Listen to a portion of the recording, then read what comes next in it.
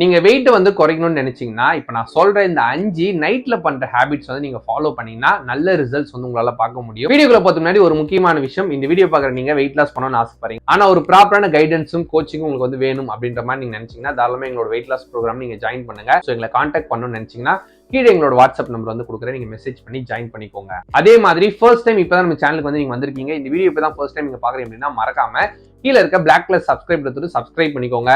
அதுக்கு பக்கத்துல இருக்க பெல் ஐகானை கிளிக் பண்ணிக்கோங்க. அப்பதான் எந்த ஒரு வீடியோஸ் போஸ்ட் பண்ணாலுமே நோட்டிபிகேஷன்ஸ் வரும். ஃபர்ஸ்ட் ஹேபிட், நார்மலாவே நைட் நீங்க எத்தனை மணிக்கு தூங்குவீங்க அப்படின்றது உங்களுக்கு தெரியும். தூங்குறதுல இருந்து ஒரு 2 to 3 ஹவர்ஸ்க்கு முன்னாடி வந்து சாப்பிட்டுருங்க.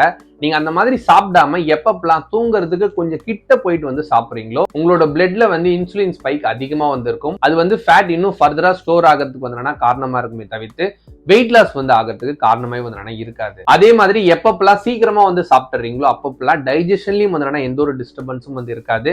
இது யாரெல்லாம் வந்து லேட்டா சாப்பிட்டு டைஜஷன் ஆகாம கஷ்டப்படுறீங்களோ உங்களுக்கு நல்லாவே வந்து புரியும். செகண்ட், மேக்ஸிமம் நைட் வந்து நீங்க சாப்பிடும் போது புரோட்டீனை அதிகமா வந்து சாப்பிடுங்க, கார்போஹைட்ரேட்டை கம்மியா வந்து சாப்பிடுங்க. ஏன்னா சிலர் வந்து இருப்பாங்க தூங்கிடுவாங்க, ஆனா நடுராத்திரிலேயே வந்து எந்திரிச்சு எனக்கு பசிக்குது அப்படின்னு சொல்லிட்டு அந்த டைம்ல சாப்பிட்றதுக்கு எதுவுமே ப்ராப்பரா வந்து இருக்காதுன்னு வரும்போது தேவையில்லாத விஷயத்தெல்லாம் வந்து சாப்பிட ஆரம்பிச்சிருவாங்க. அப்படி சாப்பிடும் போது அது உங்களோட வெயிட் லாஸ்க்கு சப்போர்ட்டே வந்து பண்ணாது. அப்ப இந்த மாதிரி புரோட்டீன் அதிகமா வந்து நீங்க சாப்பிட்டு கார்போஹைட்ரேட்டை கம்மியா நீங்க வந்து சாப்பிட்டீங்க அப்படின்னா புரோட்டீன் நார்மலாவே வந்து டைஜஷனுக்கு கொஞ்சம் டைம் வந்து எடுத்துக்கும். அப்போ உண்மையாவே நீங்க தூங்கி எந்திரிச்சாலும் உங்களுக்கு வந்து பசி வந்து அந்த அளவுக்கு இருக்காது.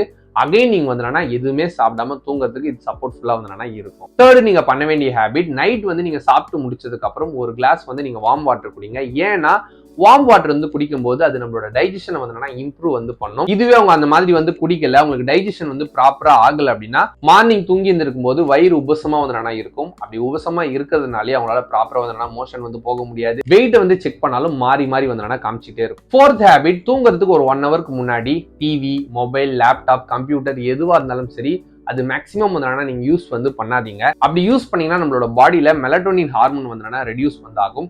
இந்த ஹார்மோன் ரெடியூஸ் ஆச்சு அப்படின்னா ப்ராப்பரா உங்களுக்கு தூக்கம் வந்து வராது.